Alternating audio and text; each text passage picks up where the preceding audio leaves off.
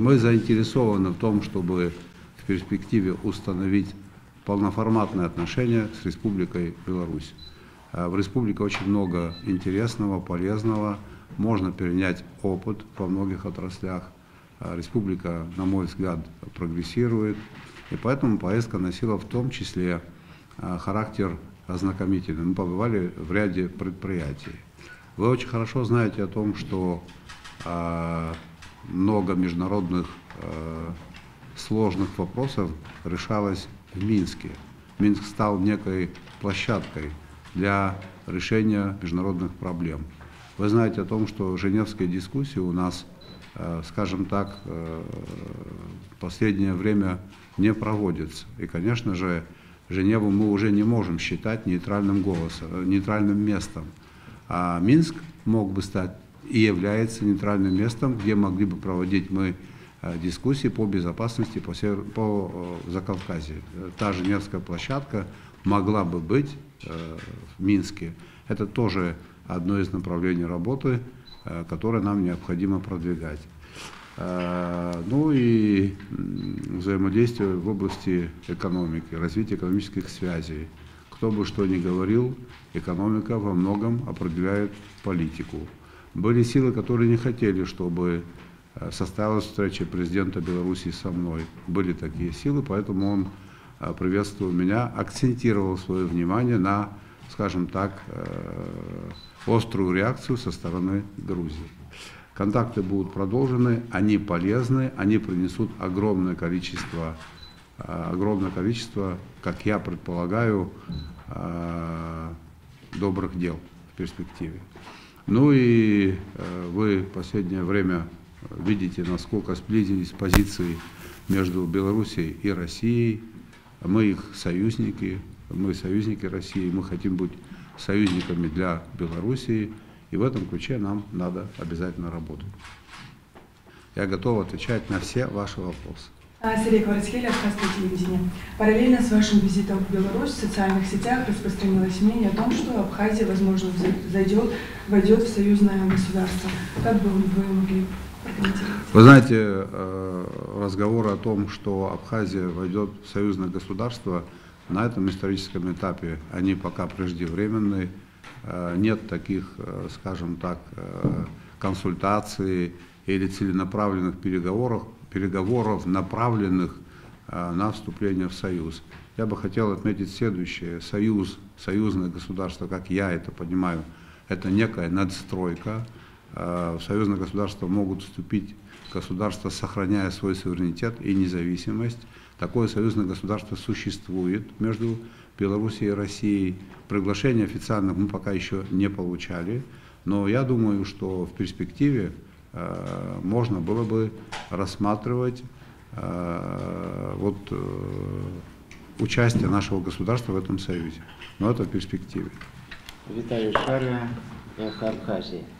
Ну, коль мы начали с Беларуси, у меня два вопроса. Вот в Абхазии высказывались тут такие мысли, что сперва надо так ставить вопрос о признании, и только потом о торгово-экономических отношениях и так далее. Ваше мнение на этот счет? И второй вопрос, конечно, который тут взбудоражил этот момент абхазское общество. Все понятно, что такое дипломатия, что такое в гостях находиться. Мы знаем разные высказывания Александра Лукашенко. Ну, когда он сказал о том, что нам надо склеиваться в Тбилиси, Сухуми и так далее, ну, у многих возник вопрос, вот реакция абхазского президента, было ли какое-то побуждение все-таки в какой-то приемлемой форме ему возразить, или, может быть, это что-то было все же за кадром, чего мы не знаем? Значит, я хотел бы вам напомнить, да, некоторые говорят о том, что экономические контакты не нужны, все нужно начинать с признания политического. Но мы с вами хорошо помним о том, что наш стратегический союзник Россия нас не признавала на протяжении 15 лет. И при этом у нас были экономические контакты очень серьезные. Я бы хотел напомнить нашим гражданам, телезрителям, позицию руководителя Белоруссии, когда Абхазии было объявлено эмбарго, экономическая блокада. Вы, наверное, помните о том, что президент Беларуси Лукашенко эту идею не поддержал. Это были его высказывания, то, что Абхазия независимое государство и будет проводить независимый курс, об этом он знает, и я об этом сказал и подтвердил. Вы же не видели всего того, о чем мы там говорили. Он говорил о том, что надо, конечно же, стараться сделать так, чтобы отношения были добрососедские, в том числе с Республикой Грузия. Это известно, что такие отношения, если будут, это хорошо, но на принципах признания независимого абхазского государства. По-другому этого быть не может. И он с этим согласен, и это не было предметом дискуссии или обсуждения, чтобы вы это знали. Вы говорили о том, что эффективное государственное управление, экономические процессы, которые происходят в Беларуси, они могут быть примером для Абхазии. Могли бы вы чуть-чуть раскрыть скобки, что вот, на ваш взгляд, действительно может быть активно использовано в Абхазии? Это первый вопрос. И второй, касающийся инвестиционных проектов белорусских, о которых тоже периодически говорят, которые могут быть воплощены здесь, в частности, в Восточной Абхазии. О чем идет речь? Вот как-то и у вас на совещании речь шла о том, что крупный инвестиционный проект будет в Очимчирском районе. Если можно, чуть подробнее. Да, пожалуйста, я готов на этот вопрос ответить. На что я обратил внимание? Во-первых, больше всего удивило то, что высокие технологии, парк высоких технологий в Беларуси был создан более 10 лет тому назад указом президента. Этот парк сегодня экспортирует IT-продукцию более чем на $2 миллиарда. И около 300 миллионов долларов этой продукции, их программной продукции приобретается Россией. Ну что такое парк высоких технологий? Это специалисты, айтишники, которые имеют, скажем так, комфортные условия для работы. Вот это можно перенять. Людям, скажем так, данной профессии нужно, чтобы они имели доступ к интернету, чтобы логистически было удобно приехать, уехать. А с учетом нашего климата, я думаю, что Абхазия в этом смысле будет востребована. Это не вредное производство, это люди, интеллектуалы, которые работают и платят огромную сумму денег в бюджет республики и экспортируют высокотехнологичную продукцию. Этот опыт нам можно и нужно перенять, и мы обязательно этим будем заниматься. Примерно то же самое было в Татарстане. Я по итогам поездки в Татарстан вам рассказывал. И специалисты Татарстана, и белорусские специалисты говорят о том, что на рынке, там, на нашем большом российском, белорусском, абхазском, востребовано еще до 1 миллиона такого рода специалистов. И они ищут места, удобные для своей работы. Таким местом может быть Абхазия. Это меня приятно удивило. Приятно удивило то, что промышленные предприятия, флагманы, такие как тракторный завод белорусский, он очень динамично развивается. Всеми нами знакомый завод «Горизонт» телевизоры. Вот нам продемонстрировали новые образцы телевизоров, которые работают в режиме и телевизора, и в режиме обычного окна. Прозрачное стекло, отключаешь, это как стекло. Это может быть в метро, это может быть в здании, включаешь, это телевизор. Высокотехнологичные. Это специалисты, энерго не очень затратно. Вот этому можно было бы научиться. Очень высокого качества белорусская продукция сельского хозяйства. Вообще у них ставку, упор они делают на качество. При этом во многом подходы остались такие, как были в Советском Союзе. Высокая урожайность сельхозкультур. Конечно, мы заинтересованы в том, чтобы и опыт перенять, мы заинтересованы в том, чтобы у нас были совместные проекты. И один из таких проектов с участием капитала белорусского, с его участием, будет реализован в Абхазии, в селе Киндги. Это санаторно-курортный объект. Там будет, примерно, там будет не менее 250 рабочих мест. Не менее 80% работающих на этом объекте будут граждане нашей Абхазии. Это развитие Восточной Абхазии, это налоговые существенные поступления и многое-многое другое. Мы создали торговый дом, так, да, торговый дом. В рамках этого торгового дома первые контракты подписаны на поставку нашей продукции, винной, что там, вино и... Вино. Да, вино на белорусский рынок. По инициативе товарищей есть такая возможность, мы, наверное, этим воспользуемся в качестве гостей, принять участие в Славянском базаре. Это тоже, на мой взгляд, очень интересно в плане пропагандирования нашей культуры, в плане пропагандирования абхазского флага. Вот такие вещи, на мой взгляд, важны, и мы ими занимаемся.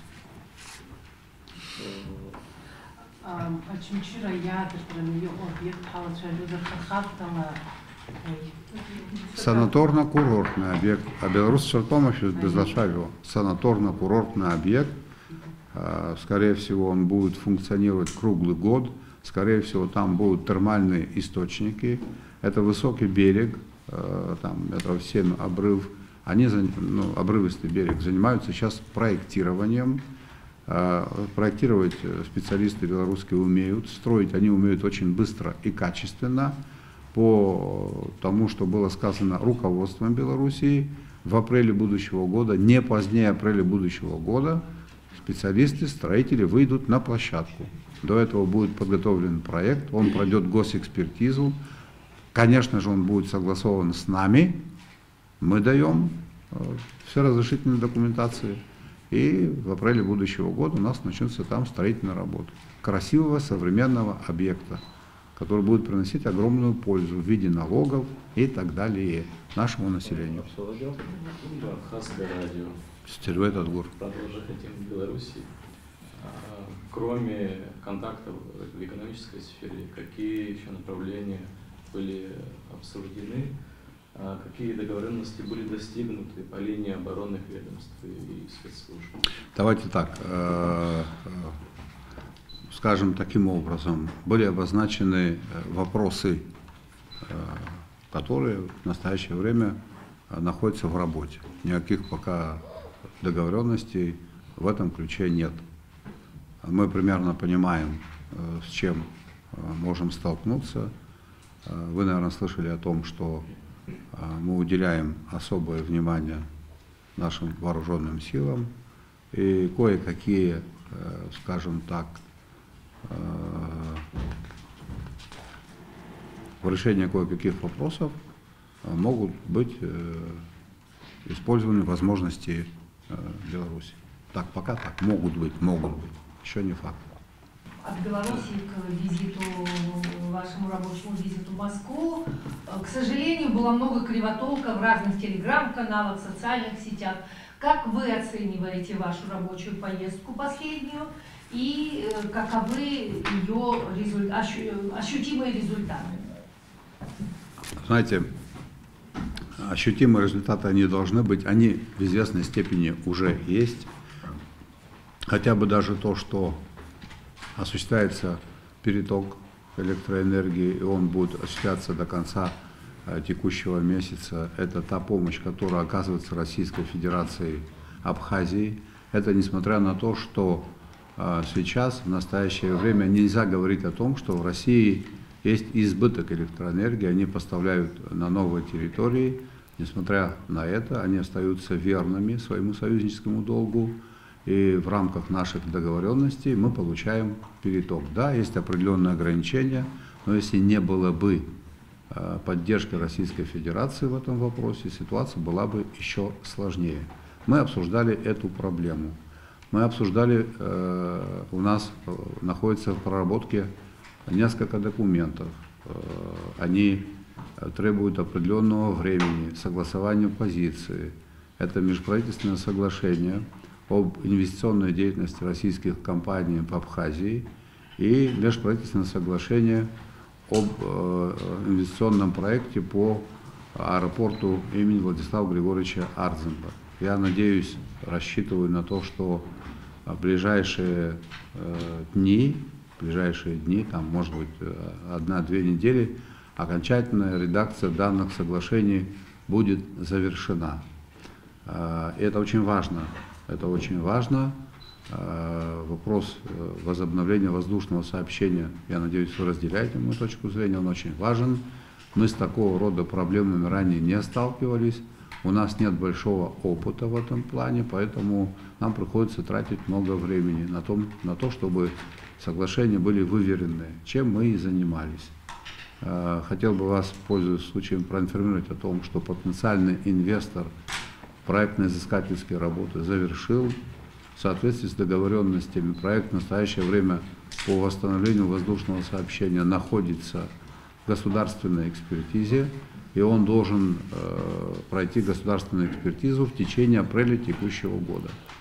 Если мы в течение этих 2 месяцев, март-апрель, мы должны подписать эти межправительственные соглашения, что нам откроет дорогу для строительства аэропорта. В чем сложность, чтобы вы это знали? В последнее время в Российской Федерации существует такая практика, вот, что касается восстановления аэропортов, государственно-частное партнерство. Это не только в Российской Федерации, такое партнерство во многих государствах, в соответствии с которым частный бизнес строит аэровокзальный комплекс, берет на себя вопросы, связанные с топливо-заправочным комплексом и так далее. Это частный бизнес вкладывает деньги вот в такие вещи. А государство строит полосу, рулежные дорожки, приобретает оборудование для организации воздушного движения, приобретает оборудование для управления воздушным движением, обеспечивает работу службы авиационной безопасности. Там соотношение затрат примерно 65/30, это в зависимости от того, какой аэровокзальный комплекс. В нашем случае соотношение 75/25, 75% для того, чтобы аэропорт заработал. По идее, должно было бы вложить государство. У нас этих денег нет, мы не можем эти деньги найти, у нас их нет, потому что речь идет о нескольких миллиардах рублей. Там сумма несколько миллиардов рублей. Денег нет, соответственно, мы ищем такого инвестора, который на себя эти все расходы возьмет и по аэровокзальному по комплексу, и по полосе, и по рулежке, и по тем объектам, которые будут принадлежать государству. Это не так просто найти инвестора, который вложит деньги, и все это остается в собственности государства. Это, скажем так, в нашем случае, если нам удастся это сделать, я считаю, что это огромный прорыв, кто бы что ни говорил. Для того, чтобы убедиться в справедливости моих слов, можно в этой теме покопаться, погрузиться, и тогда все будет ясно. Такого прецедента еще не было. Мы его хотим создать, этот прецедент, чтобы инвестор все расходы взял на себя. Поэтому так затратно по времени идут эти процессы. Аслан Юрьевич, скажите, пожалуйста, а на какой стадии работы по газификации? Значит, это этап 1 пройден, подготовлена схема газификации. Это этап. За этим этапом следующий этап – это разработка проектно-сметной документации. Мы должны в рамках, там 3 предложения в рамках этой схемы, как газифицировать Абхазию. Мы должны сделать выбор, по какому пути мы идем. Этот выбор связан с другими сопутствующими вопросами и проблемами. Газификация нам нужна по следующим соображениям. Вы знаете о том, что мы испытываем проблемы в энергетике. Нам нужен газ для генерации электроэнергии, это первое. И для того, чтобы потребитель пользовался этим в плане снабжения теплом, газом и так далее. Поэтому следующий этап – это проектно-сметная документация. Вот я думаю, что это будет не ранее второй половины этого полугодия, мы определимся, по какому пути будем идти. Опять-таки источника финансирования у нас нет. Нам придется просить российскую компанию «Газпром». У них есть такая практика, когда они это все делают. Или нам надо будет искать какие-то дешевые заемные средства, что в наших условиях очень сложно, что в наших условиях очень тяжело. Но мы такой вариант тоже не исключаем. Первый этап пройден, мы занимаемся выработкой подходов по второму этапу. какой вариант, кто за чьи деньги, или это делает государственная компания, соответствующий тариф будет, или если мы сможем найти какие-то дешевые деньги, чтобы тариф был немножко другим. Вот сейчас идет работа над такими подходами. Эта работа требует времени, потому что у нас тоже ни у кого нет, я это говорю ответственно, я не хотел бы говорить уверенно о тех вещах, в которых не разбираюсь, как это часто у нас бывает. У нас нет опыта строительства газопроводов и так далее. Мы вынуждены обращаться к нашим союзникам за компетенциями, за советами и самим тоже учиться по ходу. Поэтому такая вот история. Но газификация нам нужна, и мы должны эту проблему решить. Она нам чрезвычайно нужна. Она снимет огромное количество проблем. Я хочу такую цифру привести. Она не абсолютно точная, но где-то, вот если мы в зимнее время потребляем до 9 миллионов киловатт-часов в сутки, с учетом того, что у нас злоупотребляют те, кто занимается майнингом, летом эта цифра меньше 5,5. Вот это все, разница зимой, это то, что у нас уходит на отапливание помещений. Вот, понимаете, да, какие большие объемы электроэнергии мы вынуждены тратить для того, чтобы отопить помещение. Эту проблему надо решать. Абхазские власти с этим никогда не сталкивались ранее, потому что такого рода проблемы глобальные в рамках Советского Союза решал центр. Сейчас мы это должны решать сами. Поэтому не так это все быстро, не так просто. Мы не хотим допускать ошибки, мы этим занимаемся.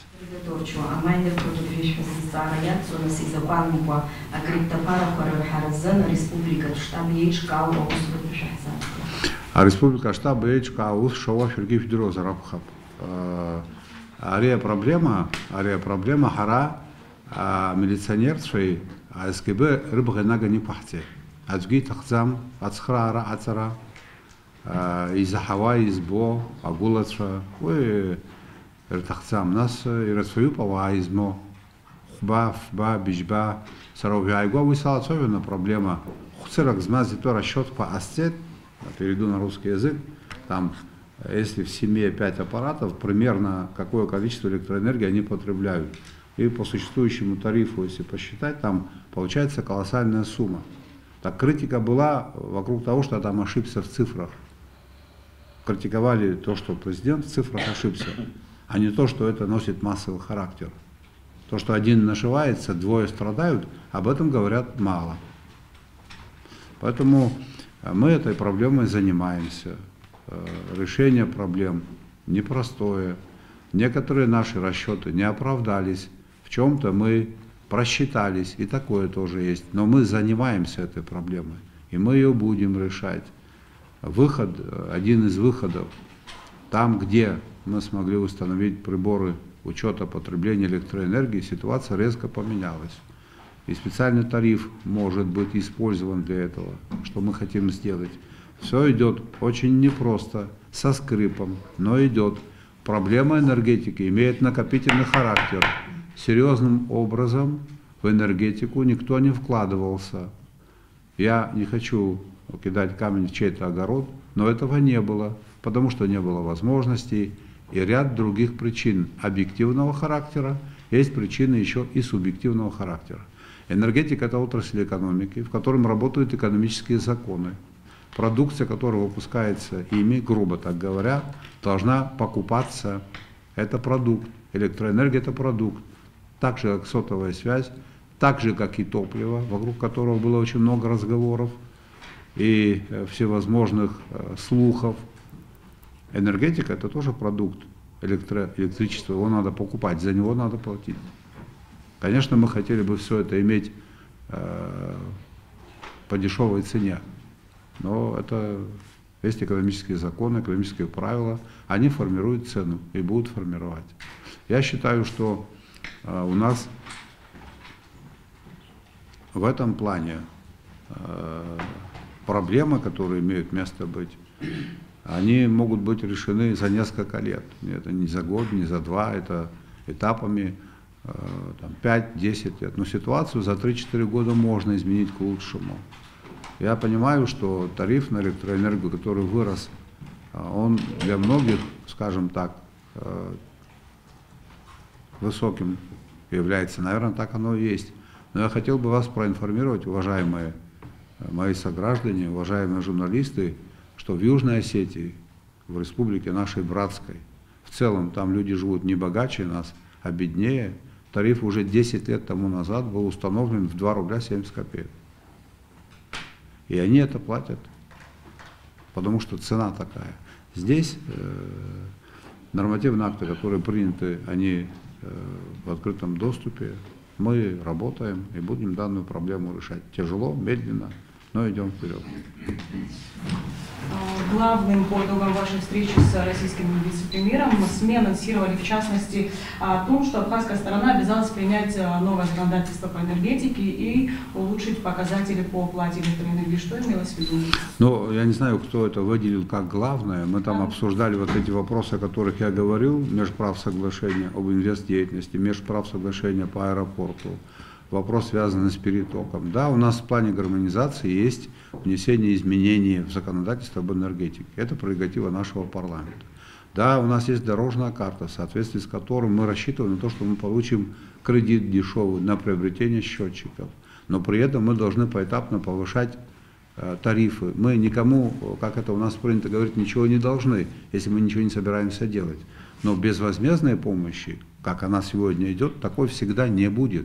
Мы должны сами выйти и вытащить энергетику в зону самоокупаемости. Поэтому шаг за шагом надо нам тариф повышать.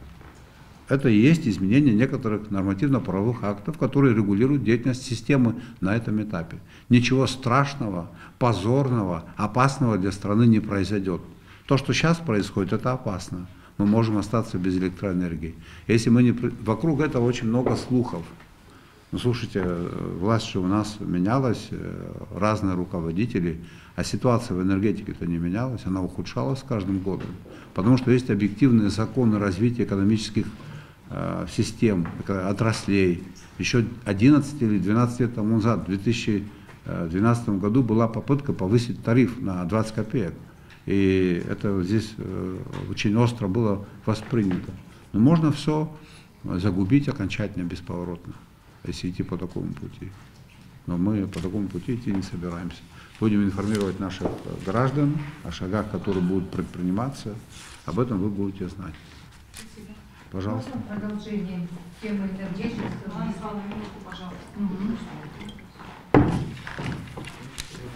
Действительно болезненные темы. Очень много разговоров и каких-то опасений вокруг возможности получения инфраструктурного кредита на приобретение приборов учета потребляемой электроэнергии. Часто проводят параллель с экспортным кредитом, полученным на развитие, на восстановление железной дороги. Могли бы вот вы развеять как бы опасения? Да, конечно. Манана, ну вы человек опытный, на эту тему по железнодорожному кредиту говорят уже 10-11 лет. Я вам посоветую посмотреть такую справочку по деятельности Абхазской железной дороги. Вы увидите, что этот кредит был обоснован. Там, если в порядок поручения кредита, в использовании были определенные нарушения, те, кто говорит на эту тему постоянно, у них была возможность в этом покопаться. Я не хочу в этой старой истории копаться и жить старым. А кредит на установку приборов учета потребления электроэнергии нам необходим. Нам нужен кредит не за 20% годовых, а за 2, за 3 долгосрочный, потому что там, где мы поставили приборы учета потребления электроэнергии, у нас собираемость совершенно другая. Она больше, чем 80%. Там, где нет прибора учета потребления электроэнергии, собираемость более 30, менее 40. Разницу чувствуете? Отрасль же надо сохранить, спасать. И там, где стоит прибор учета потребления электроэнергии, еще имеет место существенная экономия до 20%. Вот здесь сейчас у нас горят сколько там, 3 люстры. Давайте одну погасим, посмотрим, что нам тяжело будет здесь сидеть. Давайте один погасим. Да. Давайте. Один. Не получается, видите? Значит, мы будем вынуждены ставить энергосберегающие лампочки и розеточку, которая включает 3 в раздельном режиме. я уверяю, если мы одно выключим, мы сэкономим 33%, но при этом будем жить в приличном таком, да, уровне освещения. Так будет этот механизм работать. Другого механизма никто еще не придумал. Опасаться не надо, надо просить Господа Бога, чтобы мы этот кредит получили. Мы готовы расходование этих денег осуществить под контролем общественным, парламентским, всем тем, кто за это сильно переживает, но за это не несет никакой ответственности. Говорить на эту тему очень много, но ответственности не несут. Мы готовы эти деньги потратить под их контролем на приобретение и установку приборов. Так будет как-то спокойнее, мне кажется. Вчера в ряде СМИ абхазских появилась такая информация, что парламент выступил против решения правительства по вот этим объектам на территории бывших санаториев МВО, ПВО. Ну, как-то не совсем там понятно, как выступил, это было заседание сессии или заседание парламентского комитета, просто парламент выступил. Вот на эту тему не могли бы вы... Нет, я не могу говорить на эту тему, потому что детали мне неизвестны. Я знаю только одно, здесь идут масштабные восстановительные работы, уже поступают деньги в бюджет, инвестор известен, абхазец, мы здесь будем иметь шикарные объекты, и я считаю, что это правильно. Задайте вопрос представителям парламента, что там за постановление было, чем оно мотивировано. Действие исполнительной власти в этом вопросе безупречно, и оно законно. И я говорил, это моя политика, я ее буду продолжать. Мы будем восстанавливать все объекты, мы будем подыскивать инвесторов, которые способны это сделать. Вы, наверное, видели круглый стол, который мы проводили, инвестор выступал. Это, или мы как-то по-другому думаем. 800 метров набережной, мост. В этом году уже будет 300 номеров категории 4+. В течение 2 лет этого года, 22-23, 1000 номеров. Это хорошо или плохо? Или там место сегодня, какое оно? 35 арендаторов было, у кого-то пилорама была, у кого-то пляж, у кого-то, я извиняюсь, туалетное помещение, у кого-то столовая, и государство ни копейку не получало. И места общего пользования никто за ними не смотрел. Вы заедете, посмотрите, пока еще не все убрали. Или посмотрите, что было в районе Эльбруса, сейчас разбирают здание. Как правильно? Оставить это здание? Там идет разбор здания, может оставить его?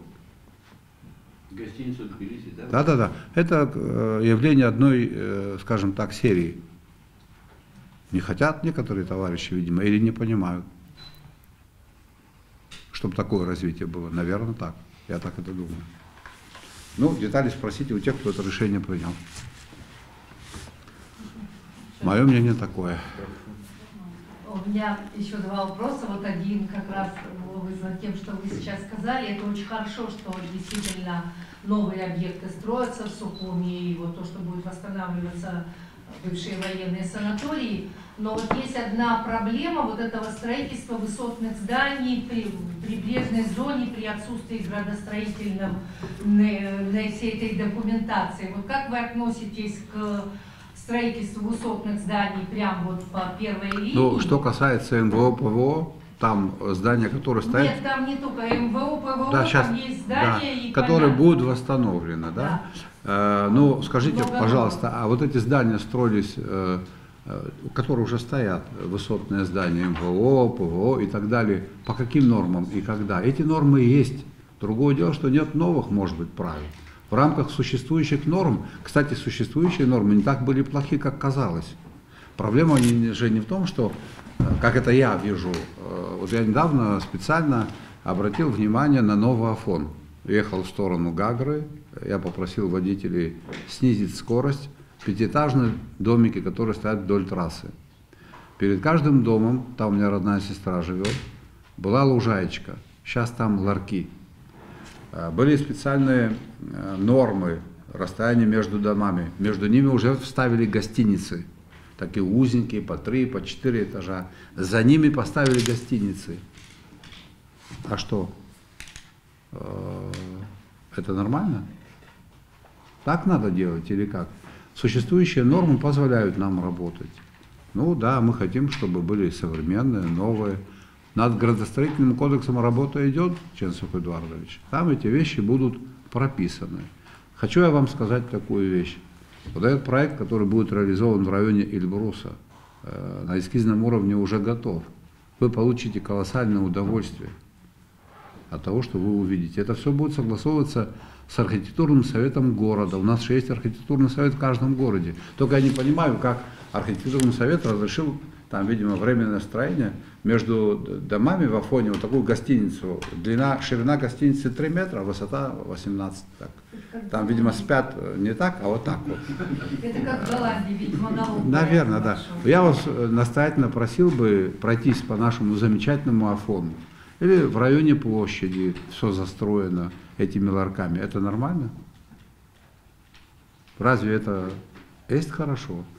А здесь будет все по-другому, очень цивилизованно, будут соблюдены правила пространственного зонирования существующие.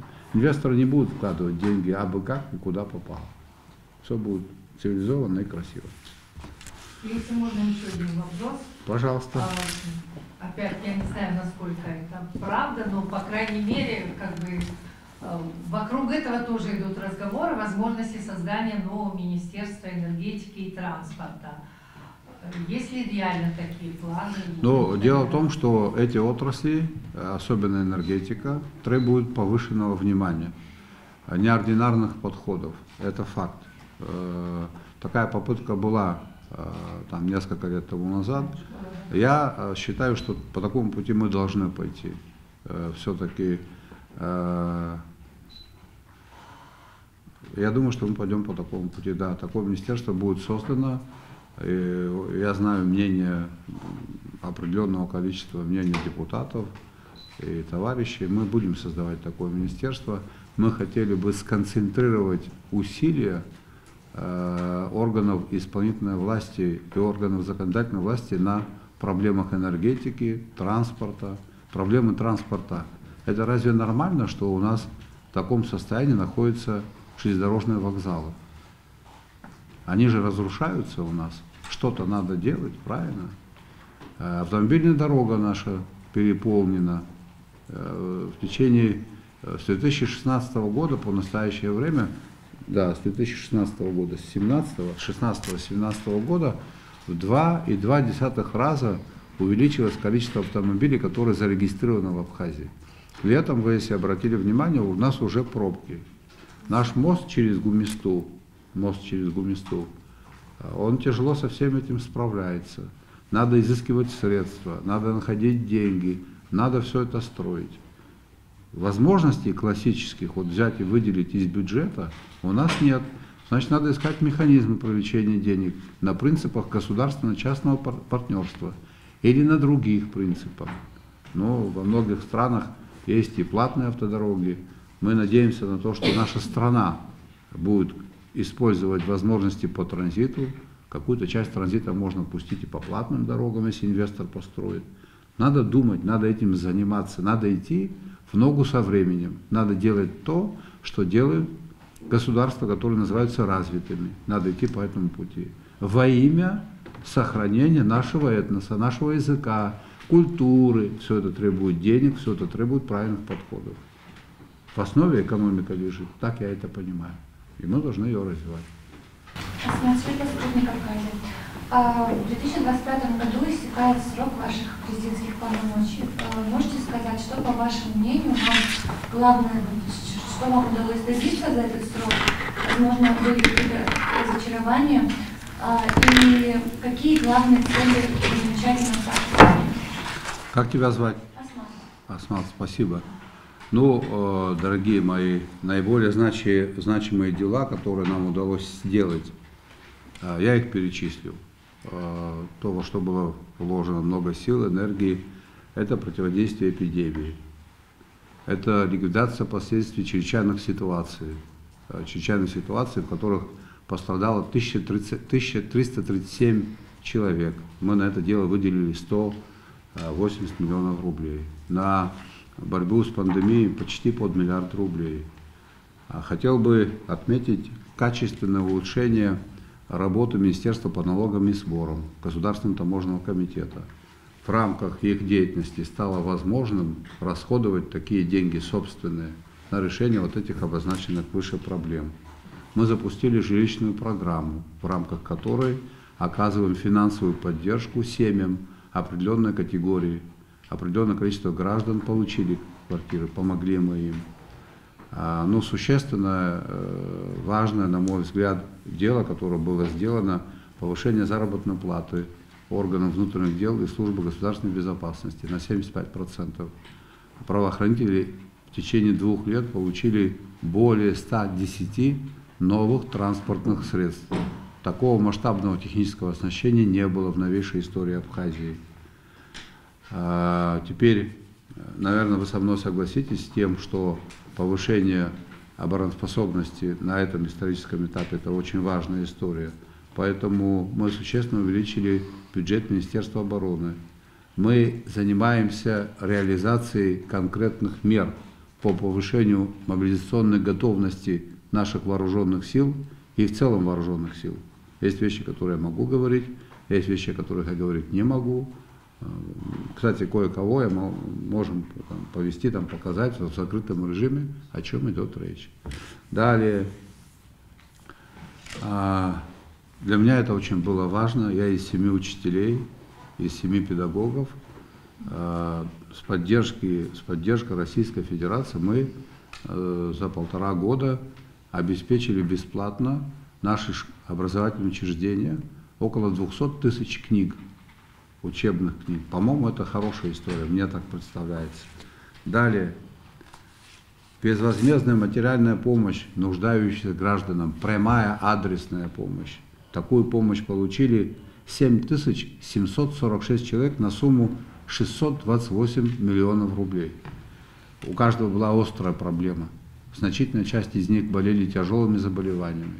Часть из них должны были оплатить обучение детей.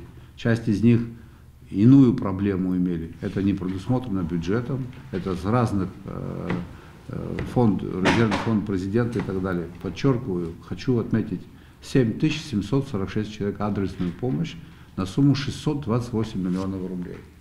И еще один вопрос, который для меня был очень важным, для меня он имел особое значение, сакральное значение. Это восстановление дома-музея Нестора Лакоба. В этом году, я надеюсь, мы эту работу завершим. Выдающегося государственного деятеля Абхазии. Дальше. Не буду перечислять дальше. Думаю, этого достаточно. Могу, но не буду. Какие планы? Планы простые. Работать. Это я перечислил то, что мы смогли сделать. Перечень того, что мы не успели сделать, тоже существенное. И мы должны этим заниматься. Я не думаю о том, что сегодня уже прошло 3 года, осталось 2 года. Я занят делом. И буду заниматься делом. Отведенное мне время. Еще вопрос? Есть. Ну, задавайте. Также существует мнение, что Абхазия при всех своих экономических проблемах, с которыми она не всегда способна справиться самостоятельно, держит большую армию чиновников. По-вашему, в Абхазии вы довольны своей командой чиновников, армией чиновников, и насколько она эффективна, насколько она не... Значит, у нас идет определенная, значит, оптимизация штатов. В этом смысле администрация президента тоже подверглась, как это правильно сказать, сокращению, да? На сколько единиц в прошлом году? Оптимизации, которая называется сокращением. А бывало так, что оптимизация приводила к увеличению штатов. Такое же тоже бывало, правильно? Потому как софинансирование, в том числе заработной платы основным категориям бюджетников, идет из с Российской Федерации. Есть план штатного расписания, да, которые работают правила в России. Мы этих правил придерживаемся, в рамках этого сокращаем. Есть недовольные люди. Ну, знаете как, тут модно и просто говорить, там, разогнал чиновничий аппарат. Слушайте, куда трудоустроить людей? У нас уволить человека – это колоссальная проблема. Это маленькая война. И не всегда победоносная для органов власти. Это маленькое такое сражение, Но если я не хочу говорить имен, не хочу говорить фамилии, у нас были люди, есть пока еще люди, которые занимают должности по 30-35 лет. Ты еще не родилась, они уже были руководителями. Но потихонечку, шаг за шагом, тут и закон о государственной службе, которого нет. Его же нет, Дженцов Эдуардович, да? Он нам поможет, мы им занимаемся. Шаг за шагом. Я все-таки против революции, как-то эволюционным путем, медленно, но верно, но вперед, по правильному курсу. Вот в этом ключе то же самое. В школах проблема, там, есть люди, которые занимают 4-5 штатов, да, пытаются занять, потом скандалы, но мы как бы эти вопросы пытаемся решить и решаем их. Какие еще у вас вопросы? Еще 2 вопроса, пожалуйста. Нету? Да, пожалуйста.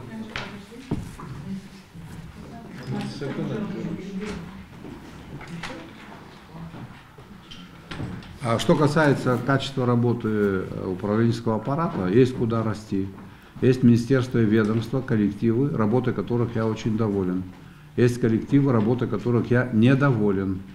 И такое есть. Назвать можете? Нет, не могу назвать, потому что считаю это пока неэтично. По некоторым решениям вы это увидите. А те коллективы, которыми я доволен, я их вам назвал. Министерство по налогам и сборам, Государственный таможенный комитет, наши правоохранители. Я никогда это не говорил вслух, не хочу их баловать, но они работают. Слушайте, это адский труд. Они работают, есть определенные показатели. Есть неплохие показатели в Министерстве юстиции. И многие. Ну, есть объективные причины, где не получилось. Есть, ну, у нас самая большая проблема, кстати говоря, я это и не скрываю, и говорю, мы ничего не ухудшили. Это тяжелая проблема, связанная с энергетикой. Во всем остальном, если так вот тщательно проанализировать, во многих отраслях есть существенные подвижки и есть просто подвижки. Как можно оценить работу руководителя? Или возьмем, например, наших глав районов. Разве незаметны изменения в городе Гагра? Вот я в понедельник 3 часа прошел пешком. Впервые на собственные деньги, существенные масштабные работы по ремонту общественных мест в Гагре. Это десятки, сотни миллионов рублей. Удалось приобрести единовременно 14 единиц коммунальной техники. Примерно то же самое в городе Сухум. Это за счет чего? Это за счет того, что руководители там на своих местах и дело знают. Хотел бы ваше внимание обратить на ситуацию в Очимчире. Кто там бывал, жил. Последний раз ремонт набережной в Очимчире осуществлялся в 1984 году. Еще тогда, когда Сергей Васильевич Багапш был первым секретарем райкома партии. 1 километр набережной уже сделали в Очимчире. В этом году сделают еще 2. Останется 1,5, и мы будем иметь набережную очень красивую в Очимчире 4,5 километров. С учетом того, что объект новый будет введен 1 июня, это будет город привлекательный для туристов. Это все труд наших руководителей на местах. Есть те, которые, да, там, сложности. Ну, с ними мы поговорим отдельно. Ислам Георгиевич, многие оппозиционные организации заявили о том, что они поддерживают героя Абхазии Ганураш в проведении акции протеста. А есть еще одна общественная организация, Абхазская национальная конференция. Вчера они заявили о том, что пропала вот связь между властью и общественностью. Намерены вы ли собраться вот вместе с представителями различных организаций, общественных партий, движений и обсудить сложившуюся ситуацию? Конечно, намерен. Мы постоянно этим занимаемся. Я хотел бы вам продемонстрировать несколько документов. Если вы имеете в виду общественные организации и движения оппозиционного толка, да, то мы пытаемся с ними выстроить диалог. Вот документ, который был направлен руководителям. Этот документ датирован 19 октября 2022 года. Уважаемые там руководители такой-то, просим вас принять участие. Мы организовываем комиссию по экономическим реформам. Вот всем я вам раздам, раздайте потом. Ну, как-то не получилось пригласить людей.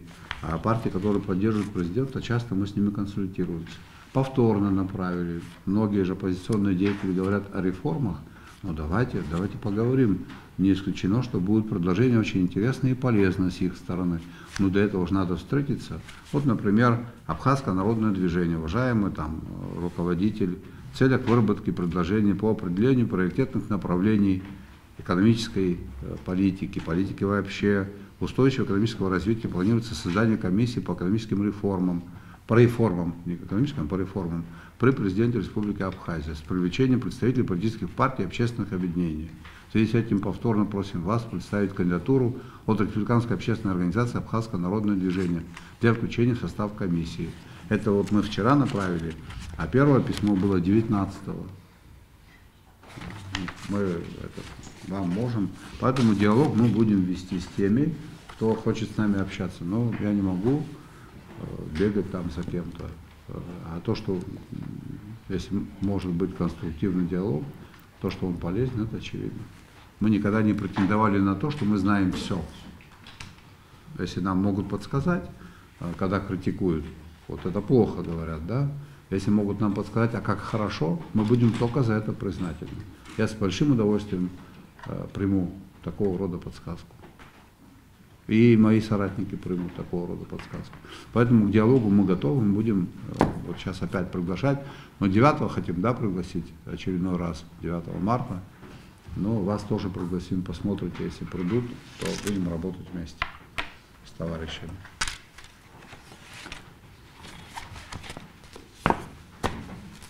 Какие еще вопросы? У нас еще много времени, ребята, еще минут 20 есть. Давайте.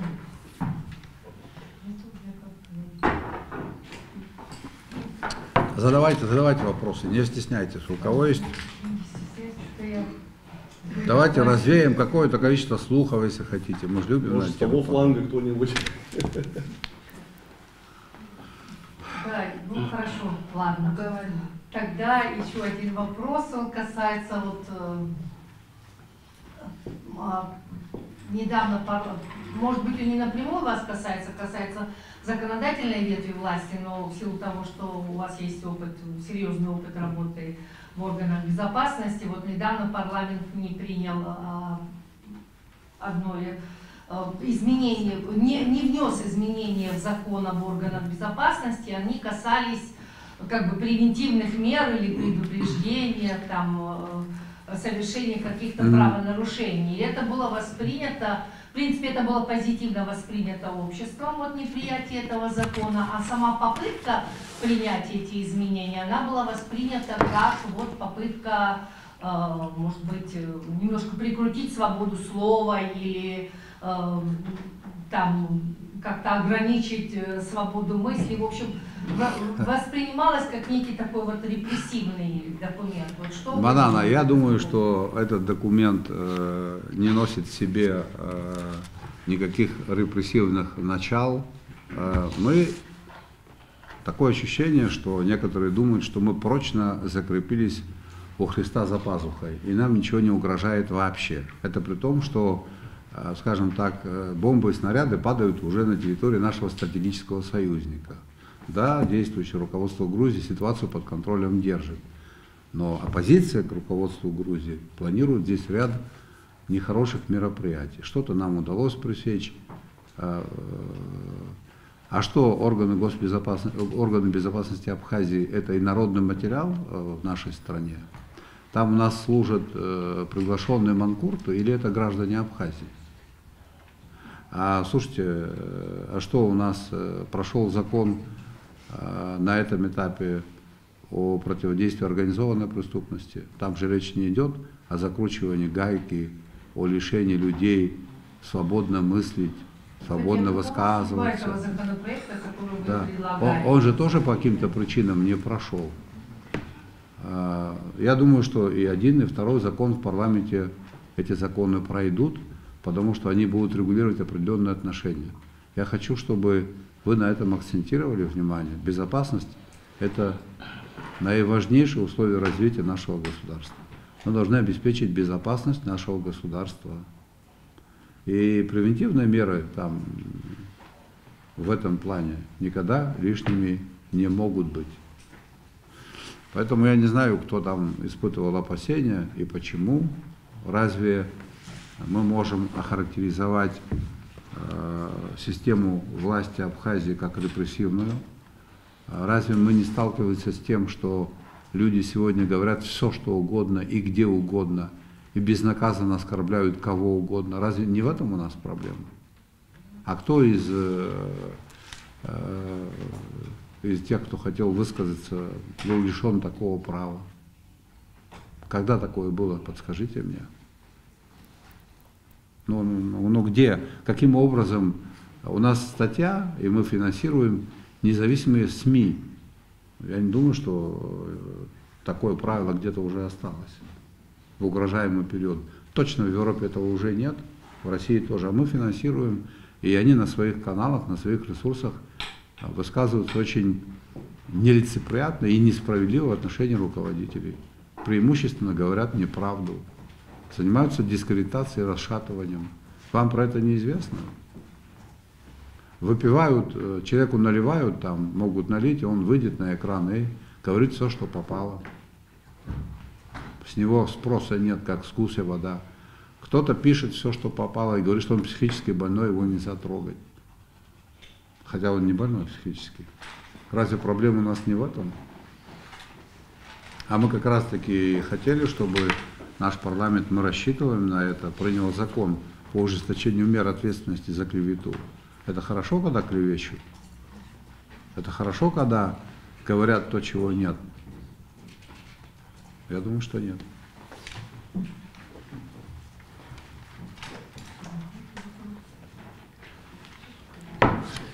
Не-не, я так просто их не отпущу. Давайте работаем дальше. Ну тогда можно опять затронуть, опять. Извините, что я эти вопросы как-то... Таманана, я же тебе признателен, задавай. Просто, хочешь еще 5 вопросов? Я задаю те 5. вопросы, вокруг которых очень много споров. Это не означает, что я согласна с мнением. Я же так не говорю, Манана, я же не задавайте. Вот еще одна тема, давайте, вокруг которой очень много споров. Да. Причем это вот апарт-отели, апартаменты. И очень многие пишут о том, что, ну, больше, конечно, оппозиционные политики, но и общественные деятели о том, что это может быть такая скрытая, завуалированная форма продажи недвижимости иностранным гражданам. Мы слышали ваше мнение, но, может быть, вот вы в Москве были, и после еще этот вопрос как бы дальше прорабатывается. Вот еще раз вы скажете свое отношение. Вы знаете, мое мнение вы по этому поводу знаете. Существующее законодательство позволяет строить и продавать коммерческую недвижимость, что по сути являются апартаментами. Вот дом, который вот здесь вот построен, как это наша улица называется вот здесь? Читана? Не, вот это вот. На Махаджиров. Кусок набережной Махаджиров. Да, кусок набережной. Там этот дом, этот построен, это коммерческая недвижимость, иностранные граждане имеют право ее приобретать.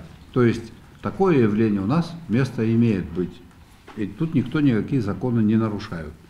Что же хотят сделать абхазские власти? Абхазские власти из этой истории хотят извлечь максимум выгод. Во-первых, чтобы где попало не строили. Во-вторых, чтобы денег поступало больше в бюджет. О чем идет речь, если говорить коротко? Речь идет о том, что если мы начнем в рамках закона регулировать данные правоотношения, у нас появятся дополнительные источники в бюджете, а именно для апартаментов можно будет и нужно будет, на мой взгляд, повысить коэффициент земельного налога. Если максимальная ставка у нас 80, то мы предлагаем 100, да? Это первое. Ввести специальный налог для тех, кто этот апартамент приобрел. Я абсолютно убежден в том, что строительство апартаментов принесет колоссальную выгоду нашему населению. Это рабочие места, это платежи в бюджет. Расчеты я приводил, они известны. Это развитие восточных районов Абхазии. Это ускорение процесса газификации. Это ускорение процесса строительства аэропорта. Это ускорение процесса восстановления железной дороги, когда будет спрос на эти вещи, когда будут люди. люди, которые приезжают, это гости, которые не имеют политических прав, гости, которые не имеют права прописаться, гости, которые имеют право находиться на территории Абхазии определенное количество дней, не более того. Но мы же не Красноярский край, не север Красноярского края, город Норильск. Там геологи обнаружили всевозможные залежи рудников, организовали завод Норильский никель-комбинат. Здесь у нас курортная зона. Мы можем обеспечить экономический рост за счет этой отрасли.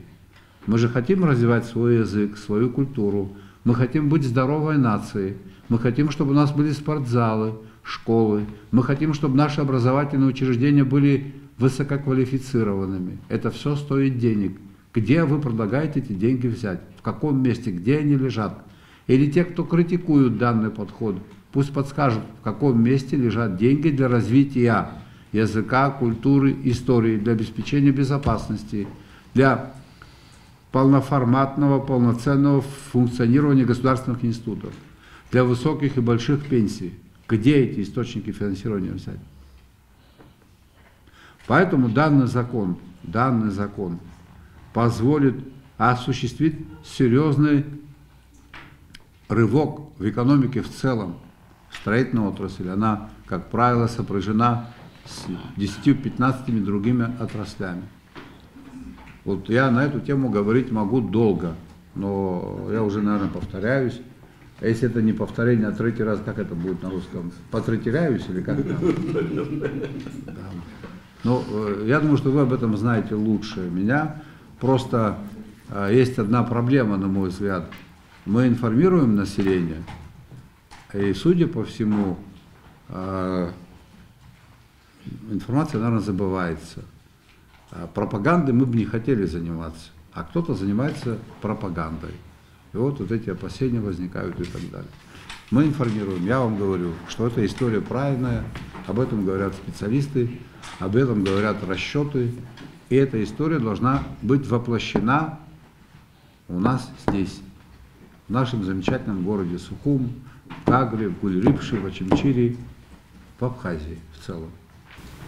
К этому же вопросу, можно ли сказать, что закон об апарт-отелях не имеет ничего общего с продажей недвижимости иностранным гражданам? Вы знаете, это коммерческая недвижимость. Тут же, как сформулировать, это коммерческая недвижимость. Коммерческая недвижимость сегодня продается иностранцам без ограничений. Это коммерческая недвижимость, там нельзя прописываться, там нельзя постоянно жить.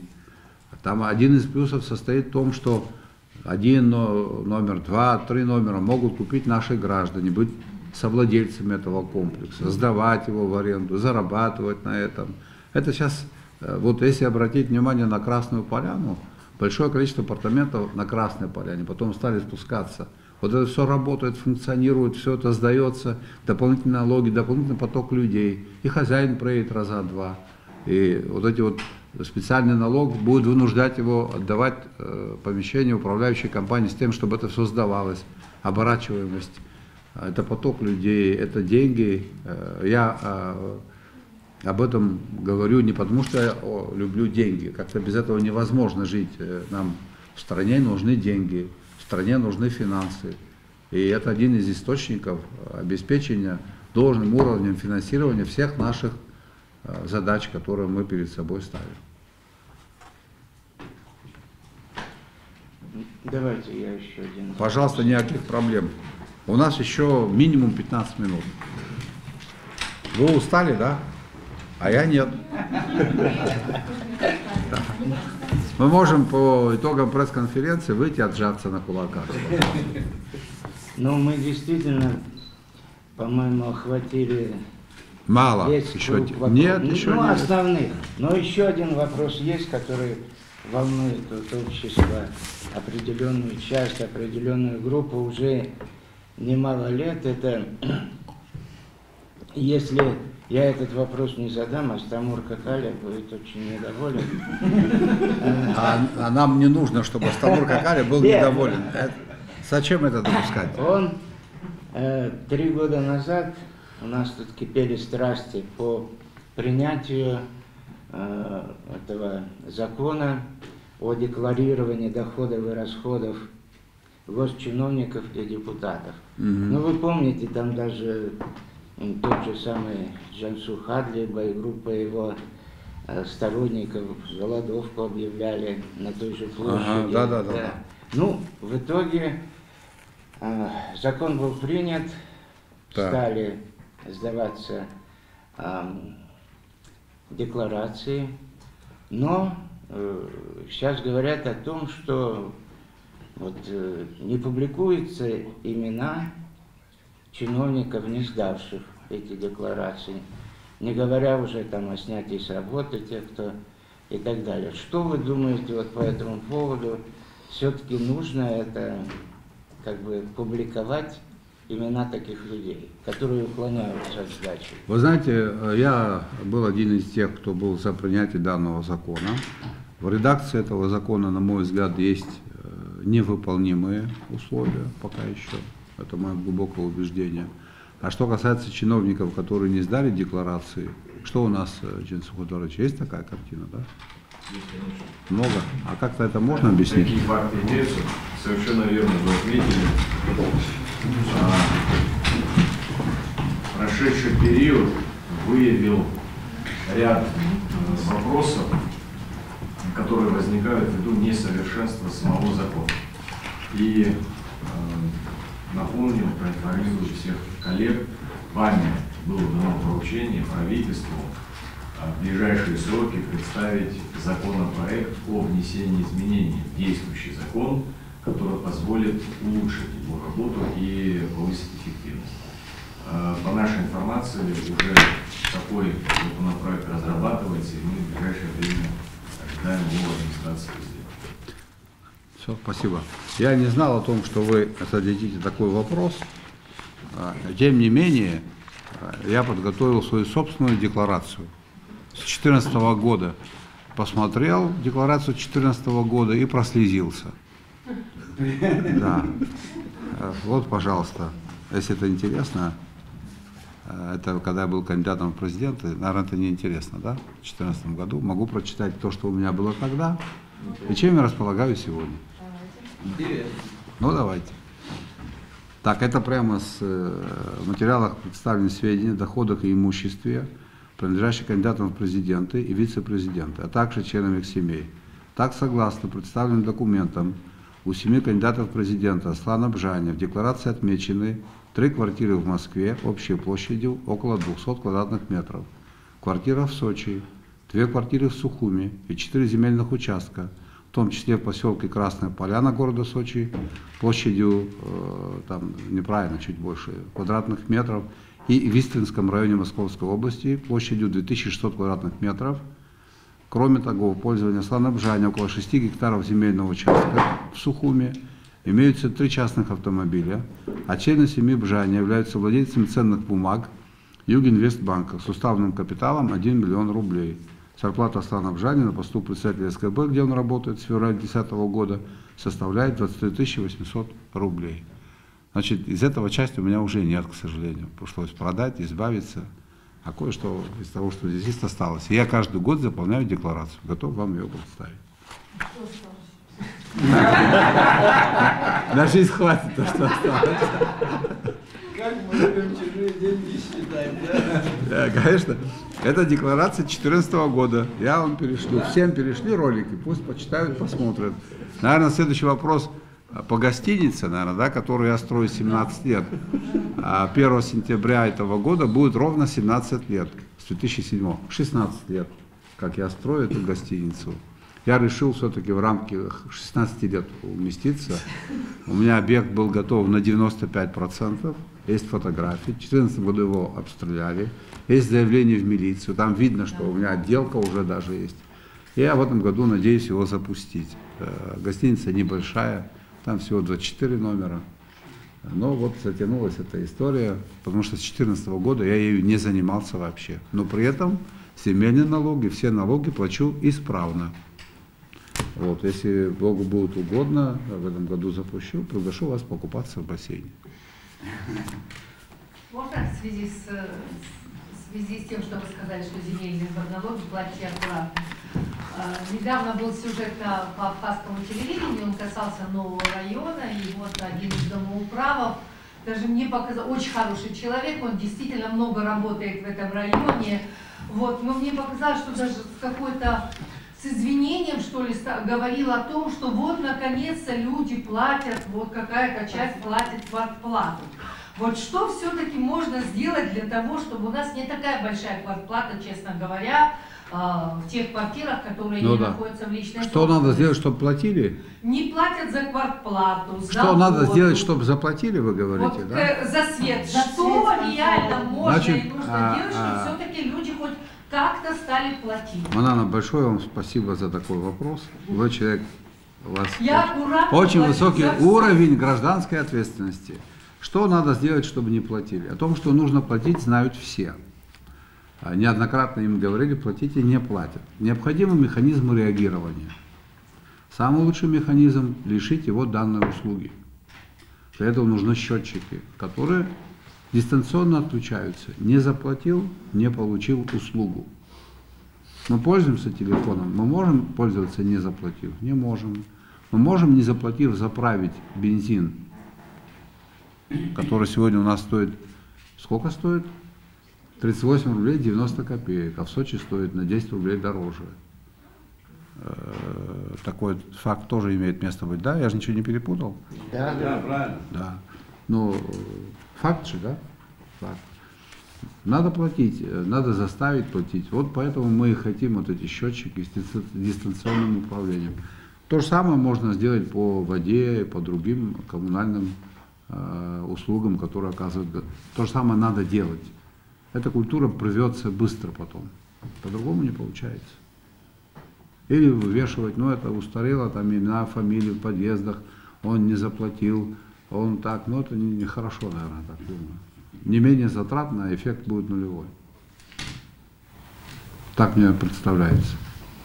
Вот когда озвучивают там имена собственников майнинговых ферм, то люди, скажем, там, если какая-то ошибка была, не того назвали, люди начинают говорить, нет, это как, это так, то есть это действует.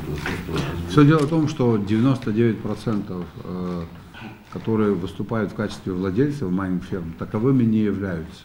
Есть у нас оперативные, неопровержимые доказательства, кто причастен, но они носят оперативный характер, мы это не можем придать гласности. И вот там какой-то сторож, вот недавно изъяли, там, у него на один аппарат денег нет. Он говорит, это мое, я вот здесь вот кредит мне дали, я с ними не расплатился, сказку рассказываю, и везде такая картина. Ладно, секундочку. У меня есть два вопроса. Вот мы очень часто говорим про энергокризис. Какие сейчас вот есть пути выхода, ну как вам это видится? И второй вопрос, вот жилищный вопрос. Недавно вот граждане собирались в новом районе, не хотели заселиться в один из домов. Как решается этот вопрос тоже? Ну, я же говорил о том, что у нас есть жилищная программа. Она носит ограниченный характер. Объем этой программы в этом году 60 миллионов рублей. Так, да, Денисок Эдуардович? Сколько человек получили жилье в рамках реализации этой программы? Более 150 человек. Но очередников значительно больше. Вот если мы каких-то экстраординарных мер не предпримем по развитию нашей экономики, то примерно так все и будет происходить. Ну да, 150 человек приобрели с нашей помощью жилье. Это, конечно же, хорошо. В 150 семьях воцарился мир. Но еще тысячи людей, которые не имеют. Поэтому я увязываю решение данной проблемы с правовым регулированием апарт-отелей. Вот этот специальный налог, который мы рассчитываем, что будет 1500 рублей с каждого квадратного метра в год, если там, в рамках утвержденной программы это будет, то это существенные деньги. Существенные деньги, которые, это не произойдет за один год. На строительство апарт-отелей, да, уйдет нам 4-5 лет. В рамках строительства будут налоги, а в рамках эксплуатации будет специальный налог целевой на приобретение жилья тем, кто нуждается. И эту проблему решить в течение 10 лет. Мы за 10 лет можем выйти на тот уровень, когда у нас не будет очередников. Более того, молодые семьи будут получать квартиры. С учетом количества родившихся, с учетом данных ЗАГСа по семьям, мы на это можем выйти. Это одно из целей, которые мы перед собой ставим в рамках реализации данного закона. Ну, для этого, знаете, мы вот говорим, много документов, вы можете с ними ознакомиться. У вас не должно сложиться такое впечатление, что инвестор бегает с деньгами вокруг Абхазии. Это не так. Поэтому надо и условия создавать, и безопасность должна быть на высоком уровне, и правила должны быть понятны. Но без этого нам не обойтись. Без этого существенного рывка не будет. По энергетике я говорил, есть дорожная карта, в соответствии с которой мы должны установить приборы учета потребления электроэнергии. Это и экономия, и серьезные деньги для того, чтобы их инвестировать в энергетику. Надо ремонтировать подстанции, надо ремонтировать магистральные сети, надо ремонтировать распределительные сети. Они находятся в аварийном состоянии, в ветхом состоянии. Изношенность более чем 75% мощностей в целом. Да? Я могу сейчас в терминах перепутать. Да, это так примерно. Это деньги. Деньги надо за эту услугу получить. Другого пути нет, коллеги. Вы где живете? В городе. В городе. Сколько часов вам отключают свет? 4 часа. Сутки 4 часа. Ночью 2? Ночью 2 и днем 2. И днем 2. Немножко неудобно. Неудобно же, правильно? Плюс Двух еще районов. нет воды, Аслан Георгиевич. Да, это уже другая тема, что Да, вы и сказали. воды нет, когда отключают. Коллеги, в Восточной Абхазии в 2 районах 6 часов. Это вынужденная мера. Если мы не поставим приборы учета, если мы не начнем... Зачем я говорю эти приборы учета? Вам же понятно, да? Там, где стоит прибор, дистанционно отключили, человек будет платить. У нас есть льготники, там тарифы разные. Слушайте, вот я вот думаю иногда над этим, сейчас бы как правильно высказаться, но если у нас 80% будут платить, а 20% не будут платить вообще, это нормально будет. Сейчас платят 39-38, остальные 60 с чем-то не платят. Вот эти, если у нас в стране 20% бедных, которые не способны платить, наша экономика это выдержит. Но это неправда, что у нас в стране там 62%. Мы по селам аналитику проводили. Села, которые не разрушенные были, села, в которых не было боевых действий. Там за последние 5 лет, с 17 по 21 я попросил, уровень платежей был 5%. Не потому, что нет денег, потому что можно и без денег иметь электроэнергию. Вот они этим и пользуются. Но психология такая. Ее надо менять методом убеждения, не получается, значит методом принуждения, методом административного воздействия, не уголовного. Я ответил на ваш вопрос? Да. Спасибо. А возможность новых генераций, создания новых? Пожалуйста, инвестиции для этого нужны. Есть инвестор? Приглашайте, мы дадим условия. Ну вот Кипр пользуется, да, мне все время говорят, когда я об этом говорю, это очень дорого, но все-таки Кипр активно пользуется солнечными батареями в силу того, что у него дефицит гидроресурсов и прочее, питьевой воды. У нас, видите, в Западной Абхазии создается действительно огромное количество объектов размещения, причем очень приличных. Манана, я вас перебью, моя дорогая, не огромное количество. Это не огромное, это вам так кажется, что огромное количество. У нас, что значит огромное количество? Если, давайте, какой пример привести? 8700 квадратных километров в Абхазии, 2600 квадратных километров в Сочи. Но если в Сочи сегодня единовременно может принять 180 тысяч туристов койко-мест, а мы можем там 39, что у нас это огромное, что ли? Хотя мы в 3 раза больше. Вот это огромные деньги, огромное. Это очень плохо ложится на уши людей. Вот когда мы говорим о том, что в течение 2 лет у нас сверхплановые доходы, там 3 миллиарда рублей в общей сложности за 2 года, 5 было там в 2020, 2019, сейчас 8, собственно, доходная часть. А куда вы дели эти деньги? 3 миллиарда звучит как? Ну что такое 3 миллиарда для нашей страны. Когда их нет, совсем плохо. Когда есть, это мизер. Или, например, когда говорят, вот есть телефон у кого-нибудь с собой? С собой есть телефон у кого-нибудь? Включите вот эту калькулятор на минутку. Один эксперимент проведем. Нет, я имею в виду, Не, сейчас мы к этому придем, она на это увижу. Включили, да? Да. Вот за весь период безвозмездная финансовая помощь оказана Абхазии примерно 105 миллиардов рублей.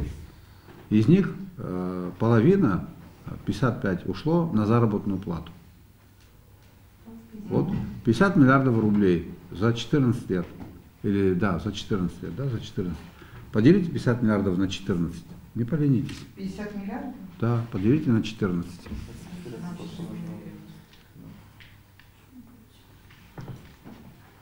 $3,5 миллиона. Нет, 3 миллиарда. 3 миллиарда и чуть-чуть больше еще. 3 миллиарда поделите на 240 тысяч на население. 14,8 тысяч, правильно? Совершенно верно. Поделите на 12, на количество там, в месяц, сколько на человека будет. Сколько получилось? 1200. Вот и все. Вот вам 50 миллиардов. Это, если раздать, как это предлагал один умный человек, что, говорит, вы тут это неправильно. Не, сейчас мы к этому придем. То это 1200 рублей всего на одного человека. А звучит как, да, 50 миллиардов, 100, а 105 миллиардов это 2400 рублей. Поэтому даже такие успешные республики, как Татарстан, Башкортостан, вопрос номер один – привлечение инвестиций в экономику. Они привлекли по итогам прошлого года, вот мы, наши ребята ездили на учебу, почти 600 миллиардов рублей иностранных инвестиций, ну не из субъекта федерации, потому что это работает на экономику, это работает на людей. У нас, если в Сочи, у нас сегодня койко-мест сколько там, 39 или сколько уже, да, около 40, да? Это мы в 3 раза больше, чем в Сочи, да? У нас этих койко-мест должно быть 200 тысяч. И тогда и плотность будет в 3 раза меньше, чем в Сочи. И богаче мы будем в 10 раз. Вот это есть уже, это уже есть масштабы. А все остальное это мизер. То, о чем мы говорим. Это мизер. Да, и Хамад Замапара, нам кажется, что это много.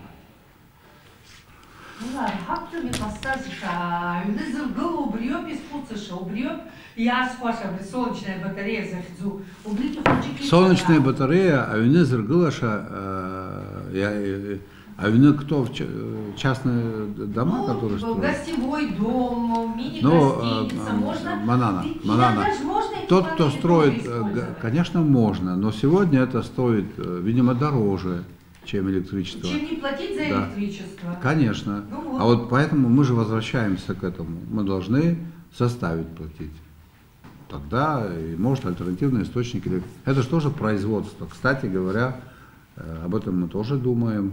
Вот один из инвесторов, он крупнейший игрок на российском рынке по выпуску вот этой вот солнечных батарей. У него предприятие есть. Но этим никто у нас не занимался фундаментально. Мы же как источник альтернативный говорим о газе.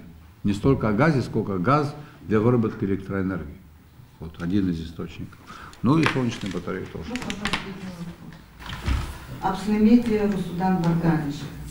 Аслан Георгиевич, вот вы говорите, что установка вот этих счетчиков решит проблему, да, нашей? Да, в известной степени, да, конечно. А как вы считаете, может нам вернуть нашего высококвалифицированного энергетика Резу Платоновича Зантари? Мне кажется, что вот это тоже очень поможет, потому что, ну вот как я считаю, что вот эти все крупные майнинговые фермы без участия сотрудников Черноморэнерго здесь не устанавливались. Может, все же здесь играет какой-то кадровый вопрос, человеческий фактор. И кадровый вопрос тоже играет. Ну, я очень серьезно подумаю над вашим предложением. Я буду очень рада. Да. Тем более мы с одного села, поэтому мы подумаем над этим. Но я хотел бы вам напомнить одну историю. У нас проблемы с энергетикой были и назревали давным-давно.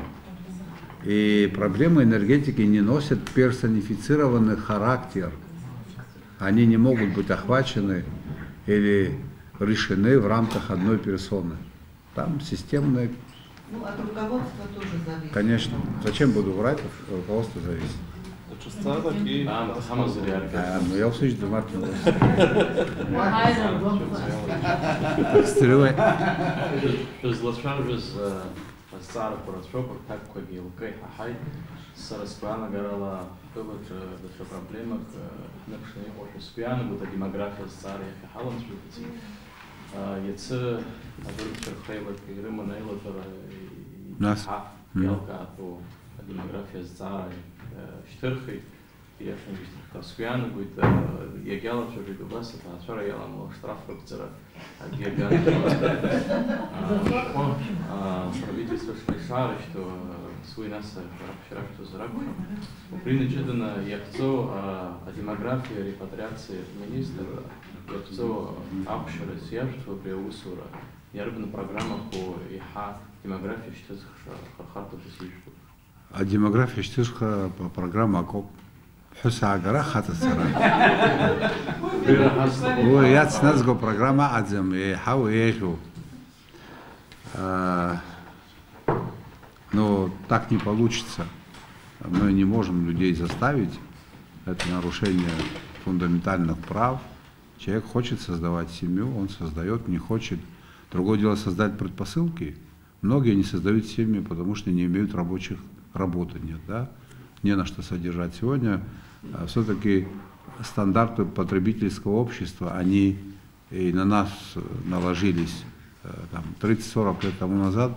Имеешь один костюм, две пары обуви, этого было достаточно. Поэтому в некотором случае это упирается в данный вопрос, в отсутствие работы. В некотором случае это упирается в отсутствие жилья, такие проблемы.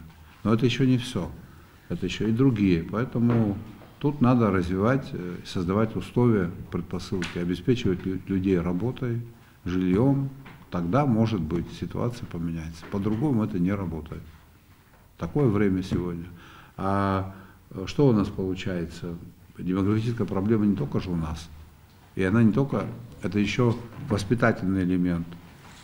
Вот надо говорить на эту тему. А вы хочу заставить не знаю как, но говорить о том, что это неправильно. Вот наши родственные узы должны сработать, обычаи должны сработать. А демографическая проблема еще и в богатой Европе. Там тоже очень богато живут, но детей нет. Это вот такая глобальная история, судя по всему. И тут, я думаю, один аспект экономический, культурный аспект и нравственный аспект, воспитательный аспект. Мы, видимо, в этом ключе, конечно же, не дорабатываем. Люди моего поколения помнят, у нас в школе в Тамышской обучалось больше 400 детей. По 5, по 6 детей. И машины в доме не было. И все работали после уроков. И живность свою держали. И была норма, если одежда переходила от одного ребенка к другому, не изнашивалась, а он ее носил. Это была норма. А сейчас другие стандарты, телевизионные, значит, стандарты. Это нам мешает. Надо возвращаться к своим истокам. Надо возвращать людей в село, создавать условия. Такие примеры, вот Очимчирские объекты, да, или село Тамыш. Все, вокруг этого люди возвращаются. Таких точек должно быть больше. А это оно и дано, кто бы что ни говорил, психология, мышление сельского жителя, оно более основательное. Все-таки семья, ценности семейные там, радости немножко другие, приоритеты другие. Вот надо нам вместе с вами акценты смещать на село. Тем более наша страна, к сожалению или к счастью, я не знаю, она небольшая. Коммуникации все-таки неплохие у нас есть, дороги мы строим. Передвигаться есть возможность быстро и комфортно. Ну, есть, конечно, проблемы, но тем не менее. Вот так вот я это вижу. Сергей Старок, сын послан Георгий أخذ كوزيجي هزار كذا تكتن خامل خوجك زيجي حزان كذا كتن خامل خوجك هذا تشجر استخن أيه بسيط كار قندي مسيخن على شو على كتن خامل خرع عشر министр كان خلص خرع روح نس خطوه ساعة يوم يوم ах зара баси пшё бахмит караве зара он зинагана афирма духара ардра нас арахрахара зохшхарзвахилхарзус яралыц харахжирмикеч ицрахкар биршмогзарки حانرتي حاجات بشرح يزبط القوم инвестор сапалар. Значит, Катан Сара, Хара Вишкуса, Вюкшукса, Вюбашукса, миллион казах заухажди. Вюкшукса зы, ахтит Вюхба, аусурта тыпка. Вынес и животноводство, растениеводство, разведение рыбы, птицеводство. На 80 рабочих мест мы создали в 2022 году, тоже 200 миллионов. Но это звучит 200 миллионов, это очень мало. У нас, кстати, комплексы, если так это можно назвать, фермы, частные, крупные. Самые крупные это частные. У Вити, Тванба, в Ульевском районе человек 10 они развивают фермерское хозяйство. И даже в этой отрасли, на мой взгляд, государство должно определить правила, по возможности мы помогаем, наши возможности носят ограниченный характер. В эту отрасль надо тоже приглашать инвесторов. У нас есть хороший пример в Гальском районе. Восстанавливают цитрусовый совхоз. Там было 300 гектаров, работали в последнее время на 40 гектарах. Все было заросшее. Сейчас идут восстановительные работы. Заказан посадочный материал, и потихонечку все 300 гектаров будут восстановлены. Эта продукция, она у нас пользуется повышенным спросом в Российской Федерации. В Кальском районе впервые мы получили товарную продукцию икры, частный бизнес на водохранилище. Тонну или 2 тонны они экспортировали. Красная икра, качественная, ребята абхазцы и осетины. В Кальском районе заложена новая культура для нас, сельхозкультура голубика. 30 гектаров, отведено более 100, 30 уже освоено. Мы в этом году оказали такую небольшую, но посильную поддержку жителям села Дзюбжа в плане выращивания клубники. Точечные проекты, но туда надо приглашать инвесторов. Знаете как, сельское хозяйство – высокорискованная сфера деятельности. У государства, да это во всем мире примерно такая картина, за некоторым исключением. Рисковать должен бизнесмен. Потому что у нас была такая практика, когда это в 2018 году, по-моему, в рамках льготного кредитования хотели реализовать проект по выращиванию моркови. Или где-то 30 миллионов рублей. С картофелем, который до сих пор по бумагам на балансе стоит 14 лет уже. Он превратился в сосну, этот картофель.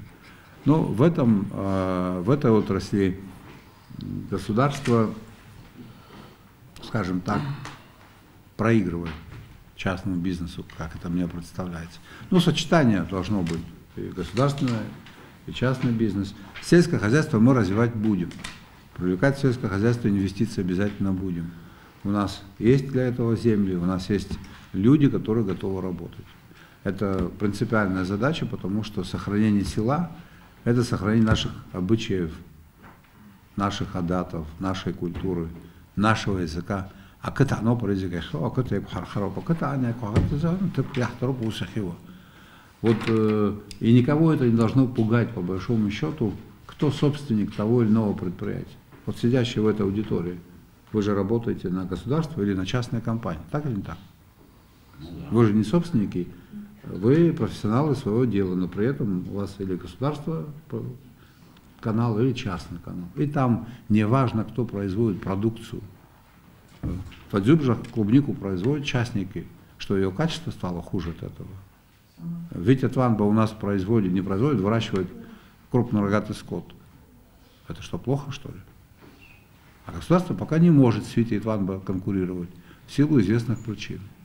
Но дальше, может быть, изменится картина.